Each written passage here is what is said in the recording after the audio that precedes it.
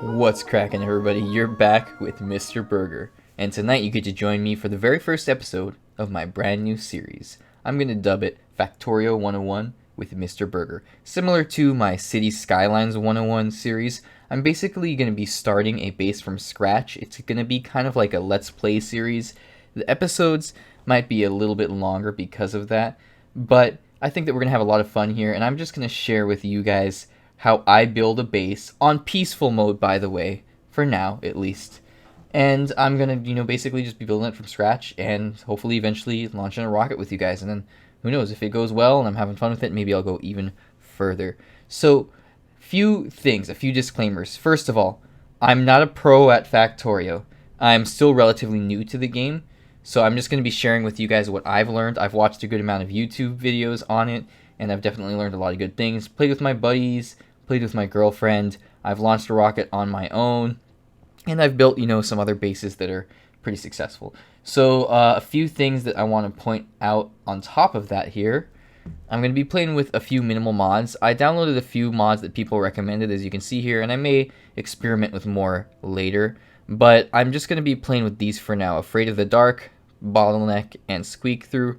Run Speed Toggle, it just seems a little bit too gimmicky for me. I mean, I understand it, but I would rather play without it.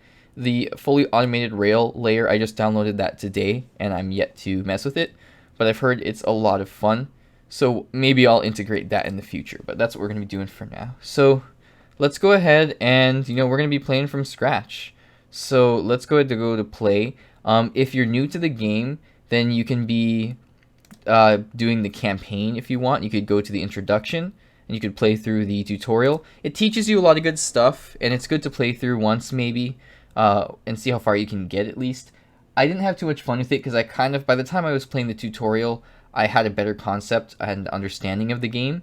So I, didn't really have too much fun with it. I wanted to go into the free play mode, set up my own map and all that stuff. So you can see there's a lot of options here. You could do a new game, or you could go to multiplayer. You could host a new game in multiplayer if you want to play with your friends. Browse public games and look through there. And then you could always go back here and go to new game, and that's what we're going to be doing. And there's a few different options here. You can do Ribbon World, where it's just a long straight map, or Island, where it's surrounded by water. Rich Resources just turns up the resources a little bit. This is what I like to do, guys. Well, first of all, I like to take a really quick map preview, and this gives you a basic idea of what your map is going to look like right now with the current settings. And you can see we got a little bit of a starting area right here. I mean, that's not a bad looking map. You got this kind of island thing. If you were playing with biters, that'd be pretty cool, because you'd have a really nice base to a surrounding moat of water there. And if you don't like that, you just go close preview, or rather you can go to back and then just new game again and then preview, and you get another one there.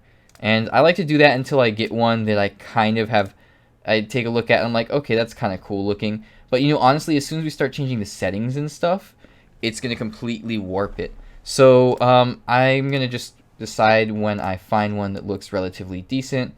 That one looks kind of cool, got a little bit of each, and we're going to change it a lot here. So first thing I like to do, and guys, there's a lot of different ways to play this game. If you like playing with biters, be my guest and go ahead. But this series is not going to focus on that. The series is going to focus more on, production and, building up a base. And if you, are not interested in that, maybe I'll do another series in the future. You can let me know in the comments if you want to see me play with biters. But for now, I'm just going to be doing it like this. So another thing that I like to do, like I said, there's a lot of different ways to play this game. Honestly, I just turn everything up. I just max out everything. Now you've got plenty of all the resources everywhere, no matter how you shape the map. And I didn't clear my first game like this. My first game, I think I just did rich resources, so it's just slightly more increased richness there, which is the amount of resources in each little patch, versus size. Obviously size is how big it is, and frequency is how often the patches are. So other than that, I played it as vanilla as I could, pretty much, because I wanted to clear the game once like that. So that looks a little bit better. We got ore patches everywhere. We got a nice little starting area, a little bit of separation. We got some what is that right there? The black one is coal, and then a little bit of copper and good chunks of iron. That's not bad for our starting area. If you don't like it, you can go back, and sometimes it's good to have everything really clustered together, but honestly at this point I'm not too worried about it. Now let's change the terrain, because this is what I really want to mess with. So let's see. Now this video, guys, this is the first episode, so I know this isn't going to be the most exciting part, but I just want to go through everything. I was watching Catherine of Sky, and she is, you know, probably one of the top YouTubers on this game, and she did this really long Let's Play series, and it really just inspired me because I saw that it was, you know, fun to watch and successful, and I'm like, hey, I can do something like that. And so one of the first things she did in the first episode was go over, you know, this whole map thing. So I'm gonna go through it. Water. So this is really interesting. I don't want an island map. The scale and the coverage are a little bit different. So let's talk about scale first. Overall scale of features and the spaces between them. So for water, that's bodies of water. So lakes or ocean, or whatever you want to call it, rivers, pretty much lakes. So when you have a larger scale, it will give you bigger lakes with more space of land in between them. So what I like to do is turn the scale up a little bit. That way we just get like 1 or 2 big lakes. And honestly, like that's a lot to me of still smaller lakes in our starting area. And I want to do like a north to south bus, which you know, I'll get to explaining eventually in this series. But for the time being, I don't want to you know, get into that too much. So what I'm going to do is keep turning the scale up, 200, and then maybe I can turn coverage down. Now coverage is how much to cover the map with it. So like how often do you have that feature, in this case the lakes. So what if I turn coverage down a little bit? Will I get a little bit less water? Let's see. Let's do it right about there.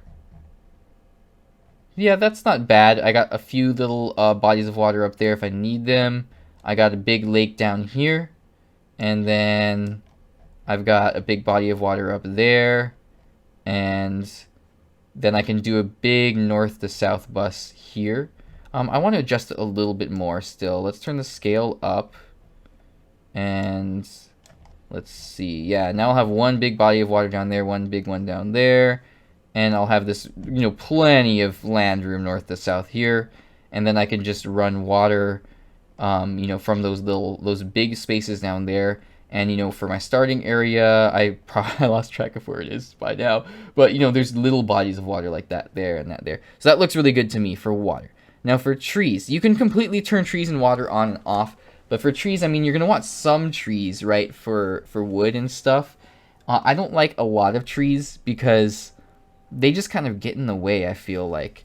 And you don't need much wood in this game. It's really just a starting thing, as far as I can tell, unless I'm mistaken. You don't need a lot late game, unless you're, you know, playing with some mods or something that might require it. But for, you know, a relatively vanilla gamer, I'm not too worried about it. So for trees, we're going to turn the scale, so that's how big it is, and the space between them.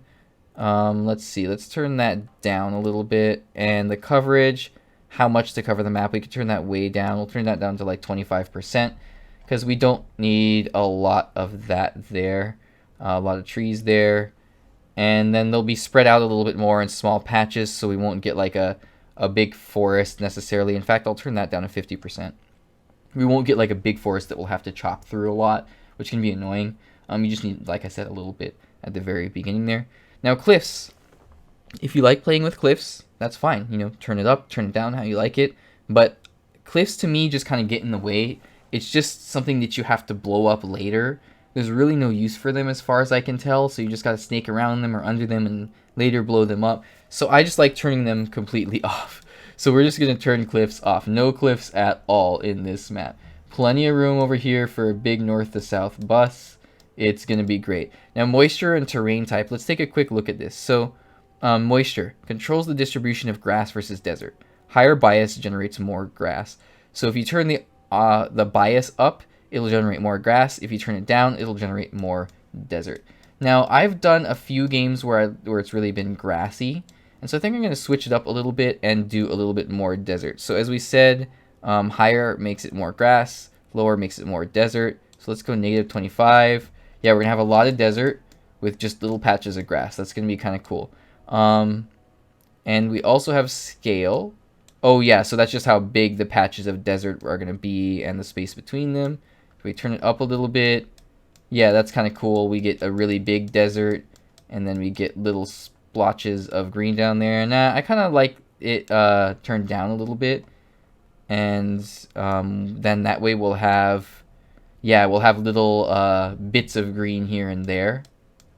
Yeah, like that. So kind of like little oases of it. That'll look kind of cool. I don't know. I just kind of like the aesthetic of that. So that looks good.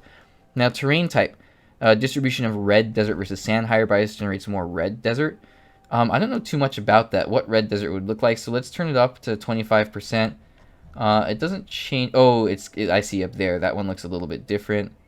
And then the higher bias, higher bias is more red desert. So lower would be sand. I kind of like the sand look. So let's turn it low. Let's do negative 25 there, or negative 2.5 or 0.25, whatever. Yeah, negative 0.25.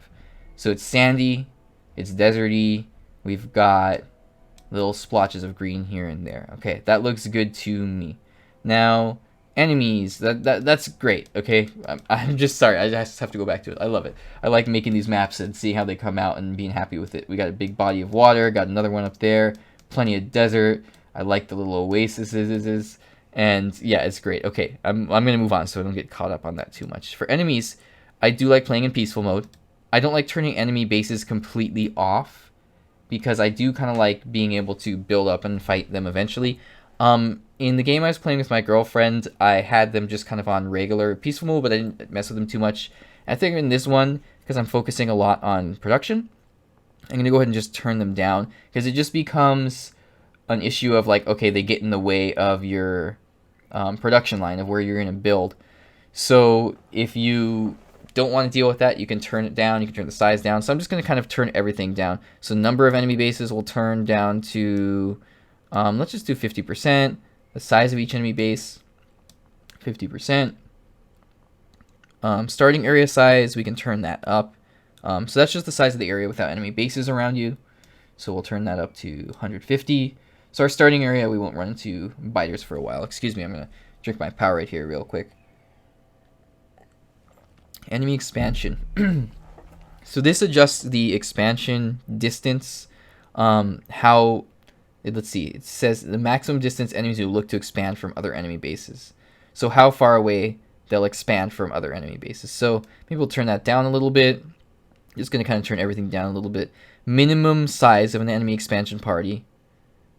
So minimum size of the party. Let's see. I guess minimum, we'll just leave that there, but maximum we can turn down. I don't think this is going to just mess with us too much on peaceful mode. I don't know too much about biters, so I'm just going to be adjusting everything to something that sounds good. Okay, minimum time between enemy expansions being sent out. We'll just turn it up to max. Maximum time between enemy expansions being sent out. We'll turn that up to max. Evolution. I like building really slowly, so I'm just going to turn time factor off. How fast evolution increases due to destroying enemy spawners. Yeah, we can have that on, but we'll just turn it down a little bit. Let's do it down to 100. Pollution factor, how it is due to producing pollution. Let's turn that. We can turn that to like maybe, we'll just have it really low. So just like a little bit of pollution messes with them. So everything's just basically tweaked down a little bit. So for advanced, I'm not going to do replay. I'm not worried about that. Map and width and height, I'm not worried about that. Recipes, normal. Technology, normal. Research queue availability. If you want to turn that on, that's fine. I basically just allows you to queue up your research. I mean, it's not like super helpful. It just makes it a little bit more convenient. So I don't know why they give you the option at the beginning of the game to turn that on and off. I don't know why it's not just like an interface option, but we'll just turn that on to always. Pollution, absorption modifier. How much pollution is absorbed by trees and tiles? We'll leave that there. How much pollution is consumed to send a biter to attack? Well, you know, they're not going to be attacking, so I'm not worried about that. 4 different stages. Any pollution above this amount starts the process of moving a tree towards a more damaged state. Okay. So if we turn that up, any pollution above that amount will start the process. So I want to turn it up because I don't want to damage my trees much.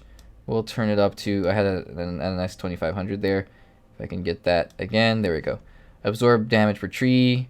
Specifies how much pollution is absorbed when moving to a more damaged state. So let's see, when it does move to a more damaged state, it'll absorb more. We'll just turn that up. Stuff is not too important. I'm just going to mess with it a little bit. Amount of pollution diffused into neighboring chunks per second. I don't need to mess with that too much. Okay, guys, that is our map, and we are ready to get started here. So let's go ahead and hit play. Sorry that I took so long setting up the map. You know, that's just me. As you guys know, I like to talk a lot. And I just like to, you know, kind of make sure that everything is set and good. We're at like 15 minutes in the video and we're just getting started now, but that's okay. That's the point of these Let's Plays. They're long. It's kind of like you're playing with me. We're going to be, you know, jumping into a game, playing really slowly, working our way up. And I wanted to kind of go through the whole map making process in the first video anyway. All right, he's just telling you, you know, what you want to do throughout the game. We understand that. Okay, first things that we start with, very basic. Burner mining drill. I'll just put that as 1. And stone furnace, I'll put that as 2. Wood and iron plates, I don't like putting those on my taskbar. I don't like putting stuff that we really like materials too much on my taskbar. Unless, you know, you're like feeding something in temporarily, or like you're feeding you know, bullets into a turret or something like that. So the first thing that we're going to need pretty much always to fuel anything is you're going to need a little bit of coal. So I'm just going to mine like 1 coal. I'm going to put the burner mining drill down. He's going to start pouring out coal here. And we're going to put the furnace down just to, basically it works like a chest right now. It's going to be not running anything. See, it's not using the coal for anything, but it's slowly picking it up. And then I can basically just control click that. Or rather, I can go in here because it's not going into it as a storage, so I can't control click it in this case, actually. I can shift click on the coal there, and it puts it into my inventory. Now, this guy's out of fuel. You can also put the wood in there, but we'll hang on to that for now because we got coal, and coal's a lot more, you know, efficient. So we'll put the coal back into him again. He'll be mining more and more coal. That's great. This thing can hold up to like 100 or something like that, or 50. So in the meantime, while that's going now for a little bit, I mean, we might as well just get some more iron ore. It just makes sense, right? Like, why not? We're waiting for that stuff to finish. We'll go ahead and get that. Now, another thing that you could be doing in this time, let's see. Let's get all this, and let's put the rest here. Now, we have stuff to make a few basic things, but we can't make another burner mining drill or stone furnace yet. So if we look for... I don't know if we have any rocks nearby. We are going to need a little bit of wood for power poles and stuff. So we can start with this basic stuff right here.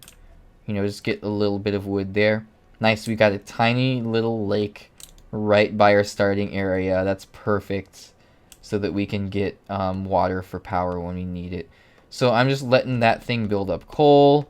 And in the meantime, I'm just chopping some trees because we're going to need wood for power poles eventually, and I'm just making use of our time essentially. I'm also looking for rocks. I haven't seen any, but it's an easy way to get stone early on, rather than sitting there and mining stone in the big stone patch. You can just get like a big rock and it'll give you like 20 stone, and it just takes a slightly longer time to mine. But I am not having any luck here. I wonder if it has anything to do with me turning cliffs off or anything like that. But it's not a big deal. It's not super vital. It's just something that I was thinking about doing. So we got some trees. Let's grab that little guy right there. And we'll just make our way back towards that coal patch where we started. Let's see. These are all trees, right? Do we have any rocks down here?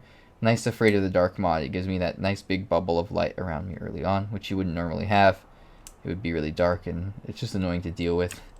Just another thing that I don't have to worry about. Alright. Where did we... well, I don't want to get lost here. I mean, that was up here that we started. Okay. Geez, no luck finding any rocks, but that's okay. Probably because of something that I did with the map settings. Alright. I got all that coal. Let's... Actually, right now we're gonna pick this guy up. We're gonna pick this guy up. We've got a little bit of coal to get started. We don't have much stuff for drills or anything. So we're gonna go ahead and put those two right there. Oops, that's not what I want to do. Q is the magic key, by the way. Alright, I'm going to right click the coal, and I'm going to put half of it. That takes half of the stack in my hand. I'm going to put half of it into the drill. And then I'm going to put the other half, now not half of what's left, but just the rest of it, into the fuel for this. And rather than dragging the whole thing, that's not necessary. I can just shift click it over into the stone furnace. So basically, you know, 20 went into the drill, 20 went into the furnace. So this thing is going to be making, what is it, iron plates for me. And I can just be taking them from that. And we got a lot of coal. Well, it's not a lot, but it's a lot for now to get started with. So that's perfect. And once we get this going, we get iron plates. And honestly, I probably should have just been getting stone, but rather than, what was it, iron earlier. But I was looking for like a rock or something, and I just had no luck with that. So we'll just get a little bit of stone now. The reason that we need the stone is because we need to make some stone furnaces. Those are super, super important and vital early on. So we have enough for 2 now. So we'll be making those. And it's required also to make a drill. You need a furnace for that. So I'll make 1 drill. Now we'll have 1 drill and 1 furnace. And what I'm thinking right now is let's get some stone going. Now I don't want to turn the stone into, oh boy, is this okay? There we go. Take some of that out, take some of that out. I don't want to turn the stone into stone bricks by putting it into a smelter yet. I just want to have regular stone, because if you look at the stone furnace here, it requires just stone, not stone bricks. And if you put stone into a stone furnace, it becomes a stone brick. So we're going to leave it like that for now. So we're actually just going to build a little wooden chest, and we can put that on our taskbar somewhere. I like having chests. I don't use them a lot. I mean, I use them from time to time, but they're not like something that I'm sitting down placing a lot, so I don't have them bound to a super important hotkey or anything. I just kind of put them down in the corner somewhere there, and I will put that right there. So really quickly, guys, you notice that I have 4 rows of stuff here. There's a lot of different things you can do with the interface and with the settings, but the big thing that I do, active quick bars. So it turns it up. See, if you have less, it would be only 2, which is what you start with. You turn it up, and it goes up to 4. And there's a lot of different things you can mess with, but that's kind of the important one. Fuzzy search, I don't know. I saw someone playing with that, and they said it was kind of cool, but I'm not too worried about it. You know, there's a lot of different things. Pick ghost item if no items are available. I don't really like that because I might not want to necessarily place down a ghost. When the item's not available, I might want to know that I don't have the item. But whatever, there's a lot of options that you can mess with, but that's just one thing that I wanted to point out right there. You can also turn the make it, is it control? Yeah, you can make it bigger or smaller with control plus or control minus on the numpad is the default key. I don't have a numpad on this keyboard. It's just a smaller gaming keyboard, and so I just have it, you know, as the regular plus and minus. All right, so in the meantime, we can take, oops, I didn't mean to take the coal from that. We can take the iron from that, and we can actually dump that iron that I had mined into there. And this is good. This is getting us some, what is it, some stone. Now we got some stone, so we can make some more furnaces. And we can make 2 more mining drills. Now what I'm going to do next here is, it's a nice little, like, I wouldn't even call it a trick. It's just a basic mechanic. You're putting 2 mining drills on top of the coal, and you're facing them towards each other. They have to be faced towards each other, and you can tell which way they're facing by that little arrow. So the one on the right, on the left here, is facing right, and the one on the right here is facing left. And then we just need to drop any sort of fuel in there. So let's just mine 1 coal, so we have it in my hand, and we will put it into here, and that's going to make it so that it starts mining coal, and it's going to, you know, see, look at this right here. In only the amount of time that it's used, about like half of the coal's energy, we've already mined 3 units of coal from that. So basically what I'm trying to say is it's mining a lot quicker than it's using the coal. And then it dumps the coal into this one, gives this one energy, so this one can also mine coal. And they just go back and forth. They just keep dumping it into each other, and I kind of use them like chests. I can control click them to get the coal out, and that one ran out, but then since this one was still running, it poured a little bit in that, and that one went back up again. And yeah, now I can use all that extra coal for all this stuff here. This one has 6 in it already, so let's go ahead and put just a little bit in there. That one's got a lot, but let's put a little bit more because I'm going to need some stone for the stone furnaces. I'm going to got some iron plates there. I'm going to go ahead and get a little bit of coal. And that is a nice little start that we got going there, guys. Alright, and at this point, we're pretty much just going to keep doing more and more. And that is the basis of this game. You're just going to be doing more and more of what you're doing and expanding and building the next thing. Oh yeah, by the way, if you haven't pressed Alt yet in this game, press Alt. It'll show what's inside each chest, what each machine is producing, what's inside the furnaces, so on and so forth. Here's with it off, here's with it on. Now you can see what's in each thing. Alright, so we're just going to be getting the iron from that, we're going to be getting the stone from that, we're going to be getting the coal from that, and we've got enough stuff to do more drills and some more furnaces. So let's do 2 more drills, and let's do a couple more furnaces too, because we're going to need those, and we're just going to do them one at a time so it goes slowly. We can get each one. Let's go ahead and do that. Now, you can right-click something to do 5 at a time if you want, but then that'll make all the materials for the 5 first. So like this requires iron gear wheels. It'll make, all 15 iron gear wheels and all 5 stone furnaces before it makes the burner mining drill or any of them, and then it'll make all 5 at once. Whereas if you click one at a time, it'll just do, the 3 gear wheels, the 3 iron plates will be already made, so the 1 stone furnace, and that'll be pretty much it. And then it'll make the drill. It's not a big, detail at this point because everything's really quick, and we're not really worried about time too much, but something that comes in handy later if you're trying to build things a little bit quicker. And if you shift click, you'll build everything, but same concept. If you've got, 20 of these things, it'll make 20 iron worth of iron gear wheels. I'm not going to do the math in my head because I'm terrible at math. Oh wait, that's 60. Okay, I can do it. You get my point. Alright, so this stuff needs fuel. So we're just, since I was blathering, we're going to go pick up the coal from that. And we'll get the stone from here. And let's go ahead and look, we got a lot of fuel there. So we'll give half there. We'll give some into that.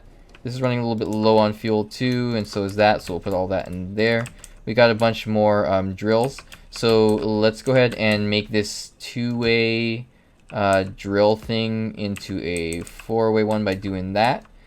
So now see, it's just, rather than the 2 back and forth, the top left one pours into the top right, which pours into the bottom right, which pours into the bottom left, which goes back and pours into the very top left one. So it's just a big, square or circle-like thing, and these are all getting coal for me, and I can just go up and pick up coal from that whenever I need it. And same thing up here, but with the iron plates. This guy's still getting stone. I don't need too much stone honestly, stone is something you don't use for a whole lot in this game. It's mostly for like paths and stuff. But early on, you do use it for furnaces, and we do need some furnaces. So, we'll just keep getting the stone from this one guy there. I don't want to, take the time to put another burner mining drill down there. However, let's do a few more of these. We do need a lot of iron. So we're going to do that. So if you have stuff on your first taskbar here, if you press, 1, the very first one would be 1, the second one would be 2, third would be 3, so on and so forth. But it's always going to do like the very top row there, whatever's set to the top row. And if you put something else there, like let's put my materials on 2, then you can swap this out for anything else. You could put the 2 on the top there, and then if I press 1, it'll select the wood. If I press 2, it'll select the coal. And it's a really funky, complex system seemingly at first, but later, once you get used to it, it's really not that bad. Honestly, it's a really good system. And to remove something from the taskbar, you just middle mouse click it. That'll remove it. So we'll do that right there. Let's go ahead and put another furnace there. Another mining drill right here. And another thing that I want to explain to you guys, after I put some coal into each of these. Let's see. I know it's not a lot right now, but that's what we got. If you want to select something that's already built, all you do is hover over it and you tap Q, and that will select whatever has been selected. You press Q again, it will deselect whatever you have selected. So if you scroll over something different, like the furnace instead of the drill, and you press Q, it'll select the furnace there. Alright, so you can go ahead and press Q to deselect that. We got a few more. We're using a lot of iron, or we need a lot of iron, so let's go ahead and place 2 more.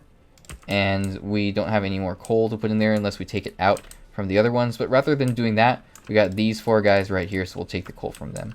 Those little green circles or lights or whatever, that's the bottleneck mod, and it just shows us that those buildings are working. The red ones are not working for whatever reason, and you can see the reason is the flashing, I guess, gasoline sign, which basically just means it needs fuel.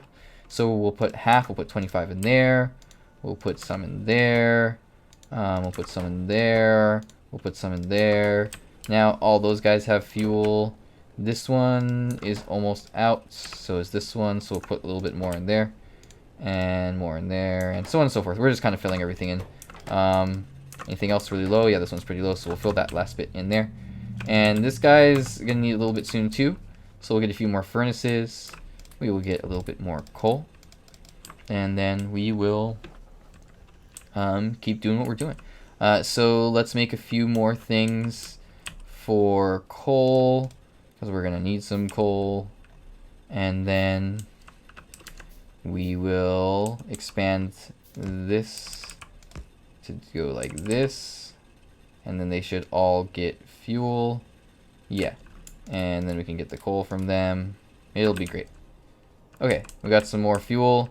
This guy needs some. Let's give him a half a stack right there. We'll do 25. I know these guys are getting kind of low too, so we'll put a little bit in there. Oops. Put some in there and some in there. And in the meantime, we're going to be getting a bunch of iron plates. And now we have a ton of iron plates. We got some stone. And we got some coal. And from there, guys, we can pretty much just start building our, you know, kind of our starter base. I mean, this is basically our starter base, but we've got enough like iron and stuff to start building some transport belts, some burner inserters, you know, even potentially just jump right into electricity. Normally you wouldn't really jump right into electricity when you're playing with biters and stuff, but since we're playing on peaceful mode, you know, it's definitely an option. So I think that's pretty good for episode 1, guys. This is a nice little starter base. It just gets us everything that we need to get started. We don't have any copper yet, but we don't need any copper quite yet. We will get that really soon once we start, you know, building other things. You know, once we start getting, especially electric mining drills, we're gonna need a ton of copper for electric circuits. Copper cables are, you know, what we use, and we need copper plates to make that. So we will be getting a lot of that soon. But for now, this is just basically a little starter base that gets us the basics. And for copper, we can basically do the same thing that we did. Where's our copper? Right down here. We just make a mining drill and a furnace. And we put the mining drill right there and the furnace there. And then we just put a little bit of coal into each. I'll just put a whole stack into each to get us a nice little start there. And then that will be getting us copper plates. See, that should be making copper plates in a second there. Alright, we got a copper plate. And now we got a nice little start to everything. So this is what I like to do to get us started. You know, gives us a nice little bit of coal. And I do more iron than anything. And that's just a general rule. You kind of tend to need a lot of iron in this game. So, you know, don't worry about overdoing it with iron. The more iron, the better. That is an important thing to remember. Alright guys, a nice little start there. We got everything that we need to get started in this base. So that is it for tonight. Thank you so much for watching, guys. I really appreciate it. If you made it this far into the video, you are awesome. Thank you so much. You know, if you're new to the channel, consider subscribing. And be sure to leave the video a thumbs up if you enjoyed it, and a comment in the comment section below. I want to hear what you guys think about the series, if you're interested in this game. I was surprised that my first Factorio video, where I was just kind of trying the game out, got, you know, a decent amount of, you know, responses and views. So I'm hoping that if I do a little series on this, you guys will appreciate that as well. Alright guys, that is it for tonight. Thank you so much for watching, and have a good night.